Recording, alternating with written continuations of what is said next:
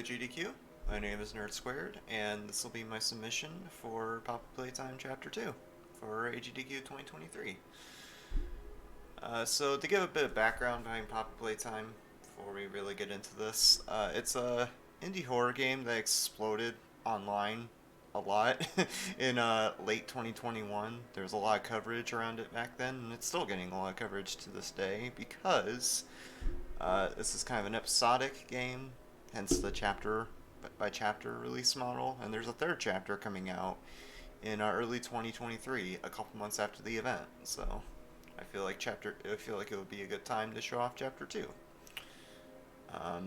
As well, to explain the category, I'm going to be doing 100%, which for this game means I'll be getting all the documents and VHS tapes, which give bits and pieces of the lore as you go along in the game. And then there's also gold statues that represent the different toy mascots of this factory that we'll be walking around in, and I'll have to grab all those as well. And there's some really cool skips and glitches you get to see in this category, and in this game in general. Like, this is probably one of the most broken horror speedruns I've ever done as of lately, and it's really fun to run. You'll also notice that I have a frame rate counter in the top left there. It might be a little hard to see because of the recording layout, but I have an FPS counter here. That's because the frame rate affects the physics in the game, and for runs on the leaderboards we have it capped at a maximum of 120, because anything above that it starts getting really crazy. So we just limit it at 120 FPS to keep it fair. Alright, we'll go ahead and start the game here. Time for this run starts as soon as I start moving, once I skip this cutscene. And once I get in this load screen here, I'm already doing a glitch. By doing this, I'll get the green hand early. I'll explain what that's about in a second, but we're going to go ahead and start. Oh, there we go. The green hand came back. So we'll go ahead and get started in 3, 2, 1, go. Oh, whoops. Did not start the timer. My bad. I thought I had global hotkeys enabled, but I guess I didn't. Alright, so now we'll actually get started in 3, 2, 1, go. Okay. So the reason I got the green hand early here is because you're normally only supposed to get this after the first minigame. There's 3 minigames of sorts you need to complete to beat the game. But by grabbing that early, we can grab a few objects that we need to get early, which saves a bit of time. That's the first real big movement exploit / glitch that you get to see. I crouch and then I grab the hook, and it just sends me zooming down the hallway. I'm gonna use that whenever I have to grab one of those hooks to get across gaps, which is a new mechanic that they added for Chapter 2. Also, that wall just doesn't exist, so we can just go right through it. And if we maneuver very carefully on this fence, we can grab this hook from out of bounds. This lets us skip a conversation with a character named Poppy. This doll right here lets us skip a conversation with her, which saves around a minute. There's actually a faster strat for this part, where you can completely skip all the puzzle stuff that I'm doing here in the beginning, but it's very difficult and not very marathon friendly, so I'm going to do this route instead, which basically just ignores doing that. We just do this part as intended for the most part, although there's a trick we get to do here in this next room. Oh, it wasn't close enough. There we go. So that's Mommy Longlegs skip. This character right here, that's Mommy Longlegs. She's the main antagonist of this chapter, and she's supposed to grab your hand right there, but if you shoot both hands at the same time, you avoid her grabbing your hand, so you get to keep your right hand. And we obviously need the green hand to access some rooms later on.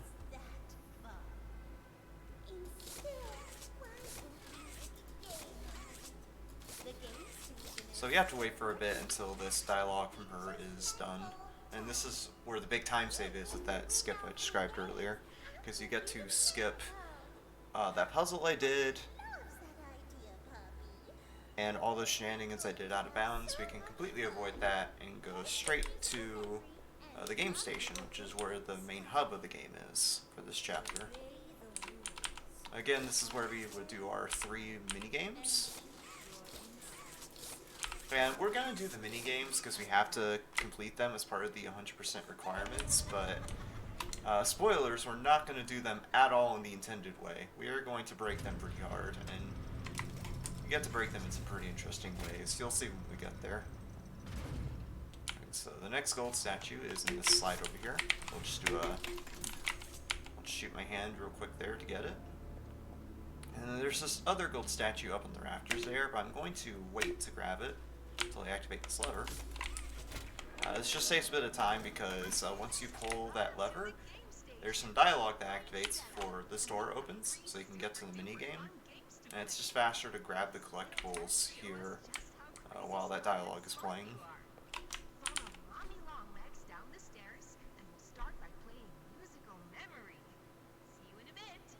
So far the skips have been pretty tame. Like, there was that out of bounds shenanigans I did with the vent at the beginning, but this is where things get a little crazy.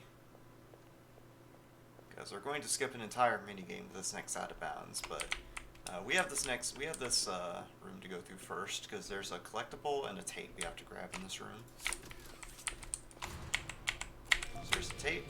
Go ahead and grab that, and then there's a gold statue hiding on this machine. There it is. So we'll put the tape in there, and that's the power or ability that gets added when you grab the green hand. You can power electrical sockets, which is going to be useful for some puzzles later. So I'm going to go into the settings here and change my FPS to 30. Because when you grab this Bunzo cutout right here, that's Bunzo by the way, the mascot on that cutout, if you grab this cutout and you have 30 FPS, it moves a lot faster when you're grabbing onto it like this, which makes doing this part a lot nicer. And if you grab onto that button right there and then pull on the vent cover at the same time, it just pops off. You're normally not supposed to be able to do that, but if you grab the vent cover and a button at the same time, it just lets you pop the vent cover right off, which lets us go out of bounds right here. I'm going to try to bring this cutout out of bounds alongside me, which is a little difficult because, as you can see, it jiggles around a lot before it finally decides to clip out. It's looking like it clipped out, though. We just have to bring it all the way over. Yep, there we go. So I'm going to navigate very carefully around here, because if I make one wrong step here, I could very easily fall into a death plane. Same with this Bunzo cutout. Looks like it's in a good spot, but it might be kind of dodgy. We'll see how it turns out. There we go. Okay, first try. So what I just did there is I ended the mini game a couple minutes earlier than you're supposed to. What happens with the musical memory minigame, which is the minigame we're in, is the game shows you a color sequence, kind of like Simon says, and then you have to hit the buttons in the arena that you're in up there to match the sequence. And then once you get to the 4th round of that, the game brings up a button where if you hit it, it'll end the minigame. But that button, as you saw there, it's always hidden below the map during the minigame, and then once the game needs you to hit it, it brings it up from beneath the floor. So if you hit the button early, you end the minigame early. So it's a pretty nice skip there. I'm waiting here for a bit because there's a part of a train code that I'll need for the end of the game, and that counts as a document. It's like I was talking about with the 100% requirements earlier. So I am going to have to grab that, which gives me a bit of idle time to wait there.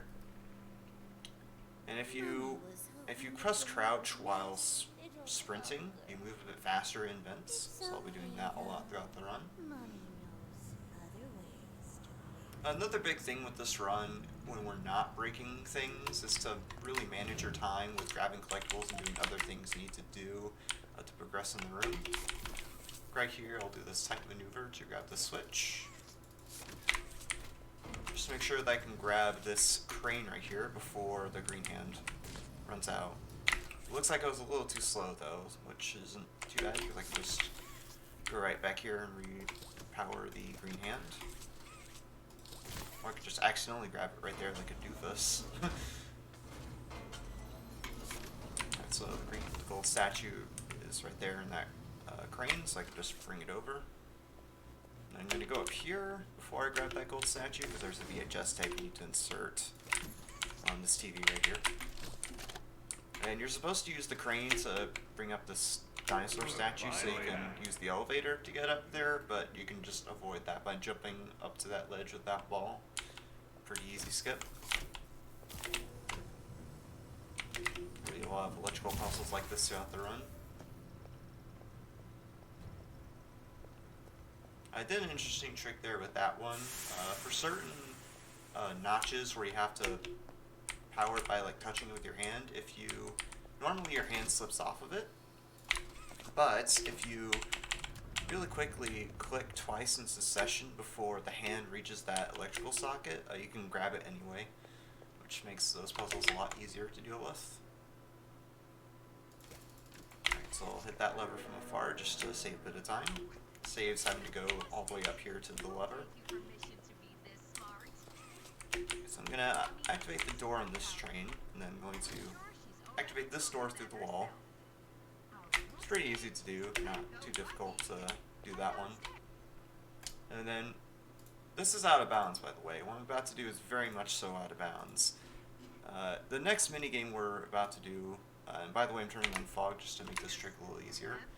We're supposed to do the next minigame, Huggy Wuggy, which is basically like a whack-a-mole, or whack-a-wuggy rather, which is a whack-a-mole kind of thing, and I did a dumb there.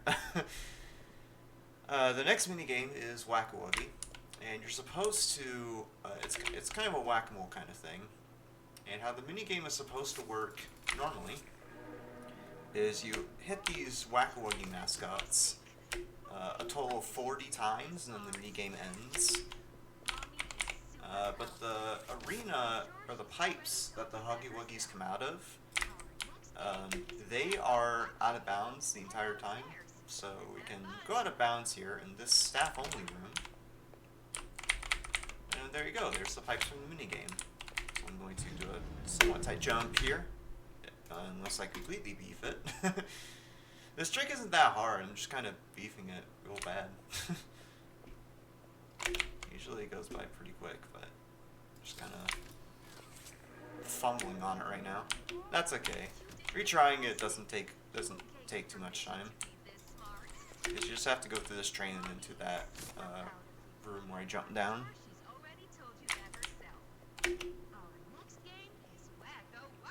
Alright, so this time I'll concentrate to make sure that I get it. Because it's really not too tricky, I'm just like jumping way too late and missing it. There we go.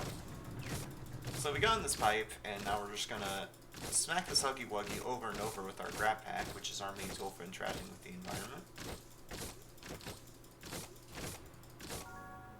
There we go, and the minigame ends. So what happens there is, as I explained, the goal of this minigame, it's a whack-a-mole kind of thing, and you're supposed to hit these Huggy Wuggies a total of 40 times. But the game doesn't care which Huggy Wuggy you hit as long as you get 40 hits on a Huggy Wuggy. So we jump on that pipe from out of bounds and then just smack that Huggy Wuggy 40 times or so, and then the minigame ends.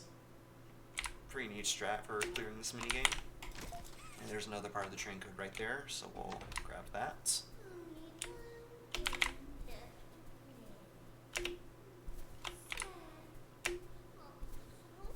Yeah, that's what I was talking about earlier with just the skips you can do in this game with some of the mini games and some of the movement and glitches in general. It's really crazy.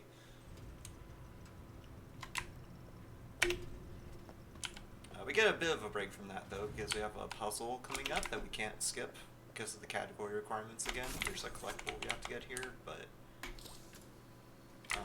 there's a really cool strat we get to do within the puzzle, and it's really neat to do. It's really fun to do.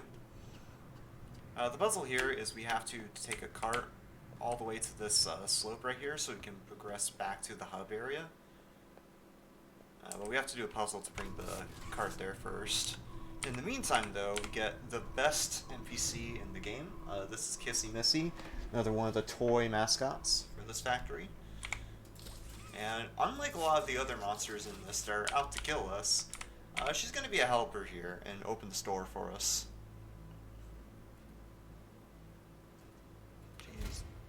She tries her best. Her arms are a little noodly, but she tries her best to open the door for us.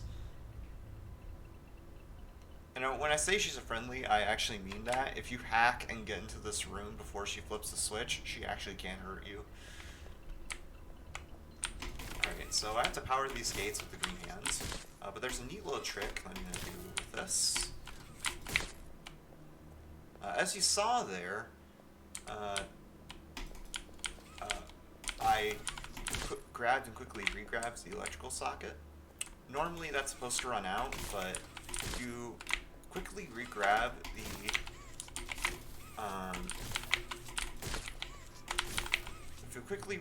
electrical socket, that timer does not expire.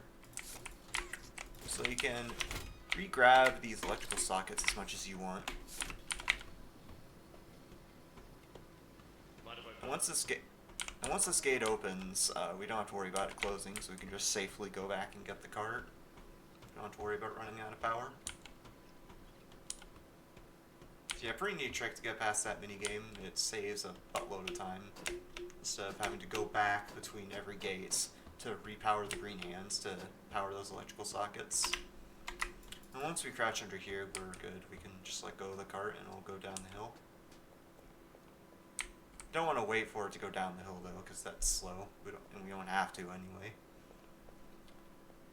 I want to make sure to not jump into those stairs from the ground, because if you do, you take fall damage.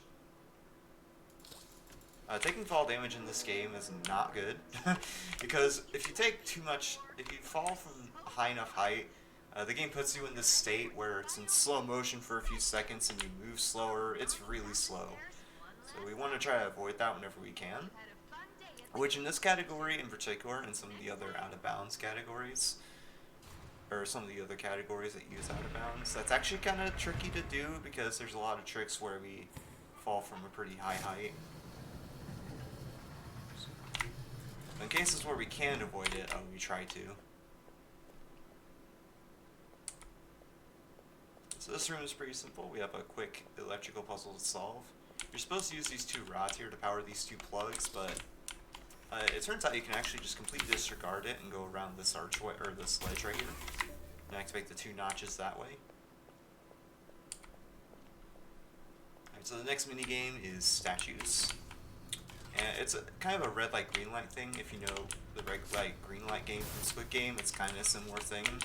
We're supposed to have this mascot named PJ Pugapillar chase us the entire time, but we can just jump over that wall by jumping over that block.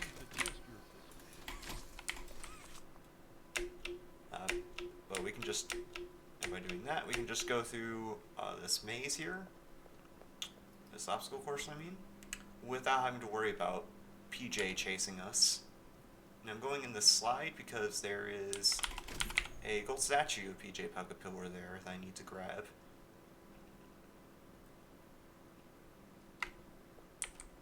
And I'm going to jump on these blocks to get to the end of the minigame, where that grapple hook is over there. Jumping on these blocks is not too bad, but it's still kind of tricky because they're really bouncy. So it's very easy to just fall off of them and into the pit there. There's two documents here that I'll grab real quick.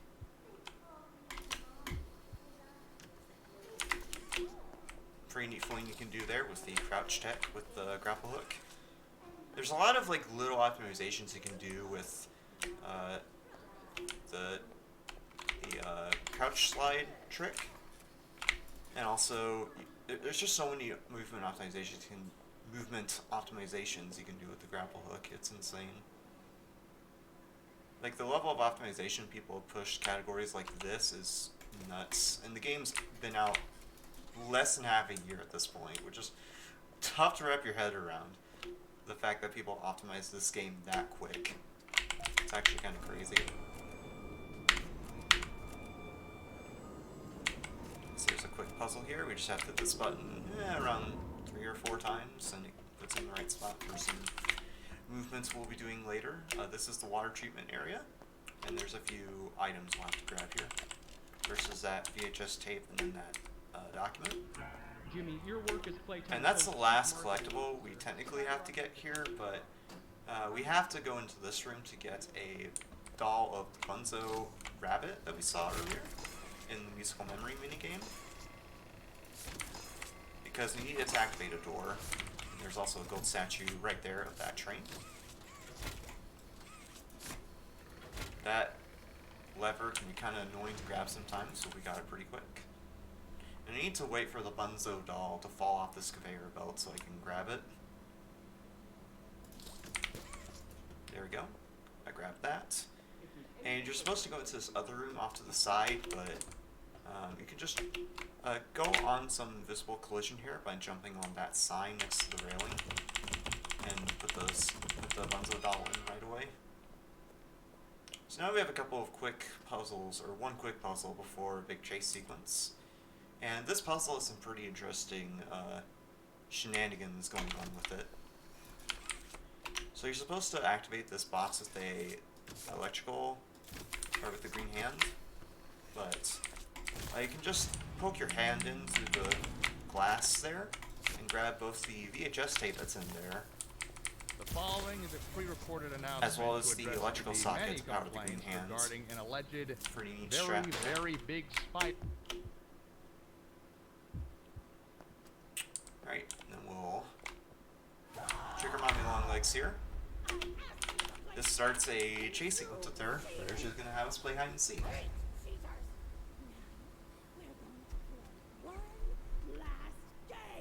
It's a pretty cool skip we get to do here. There's this sequence with Mommy Longlegs normally starts a long sequence of chase sequences with her.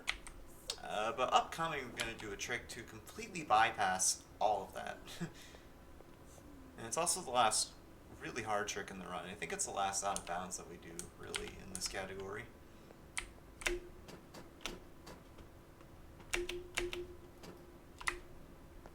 Just have to do some movement here to navigate through these rooms. Not too bad there.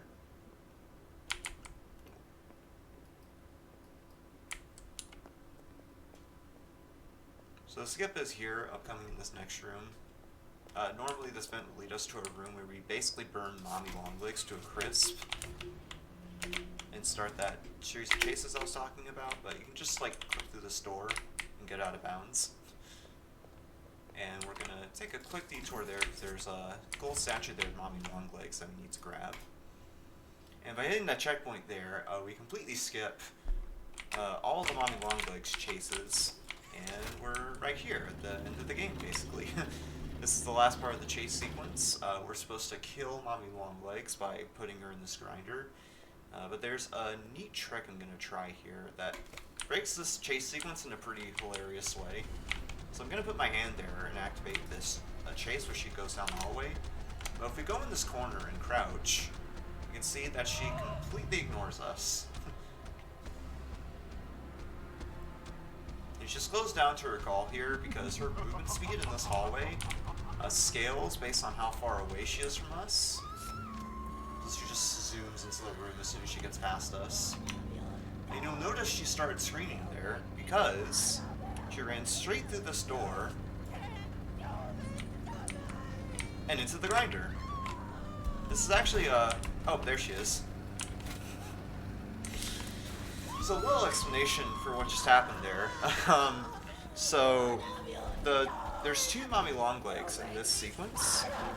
The first Mommy Longlegs is the one that chased us down the hallway, and then the second Mommy Longlegs is the one that actually gets killed by being squished in the grinder there. And the trigger for her to run into the room there is when you get in the room with the switch to the grinder. So she zooms and goes straight into the grinder.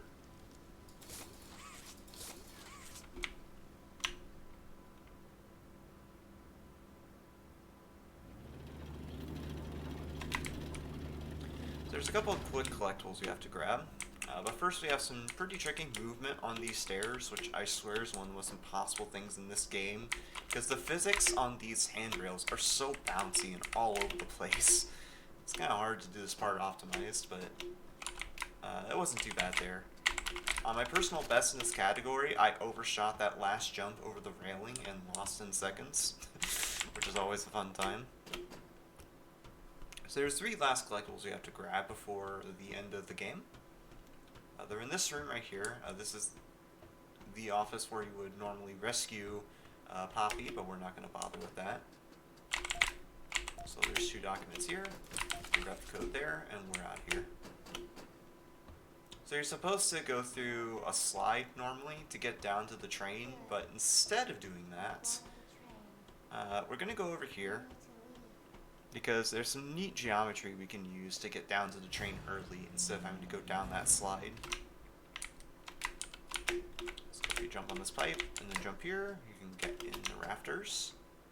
And we'll edge our way over to this ceiling. And activate the green hand from up here. Unless I completely whiff it. Ah, I didn't quite get it. I was trying to do a jump there to avoid this fall damage, but I didn't quite get it. It's kind of tricky to get.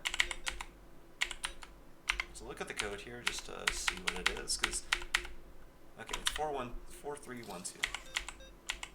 I had to check the code there, because normally when we do runs of this game, in Life Split, which is the timer, like one I'm using right here, to time runs, we would have a plugin that tells us what the combination for the train is. But for this, I didn't have that enabled, so I had to quickly peek at the train code, which is one of the collectibles I grabbed in the office just a second ago, to see what the train code is.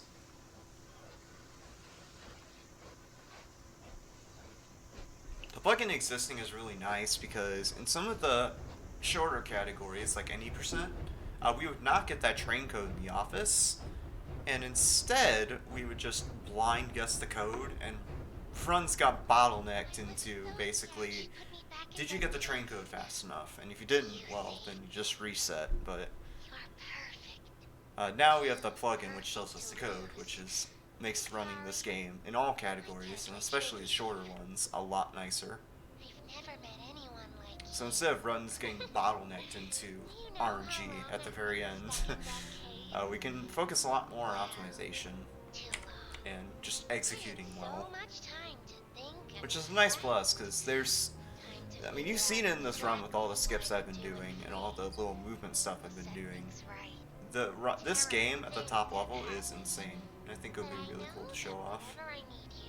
You have a bit of a speech here with Poppy in the train, and after that, the train is going to derail. In order to prevent it from derailing, we're going to pull this lever here to stop the train, and when the lever fully goes down and applies the brakes, that will be time.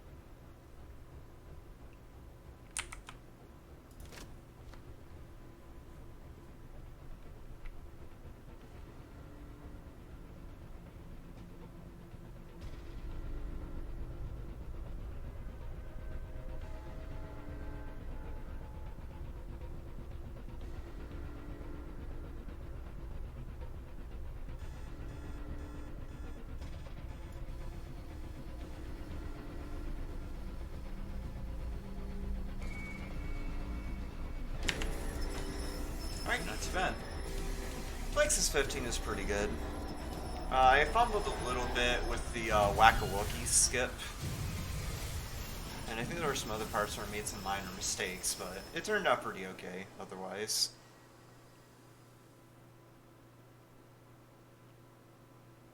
Yeah, that's my submission for Chapter 2. It's a really fun run.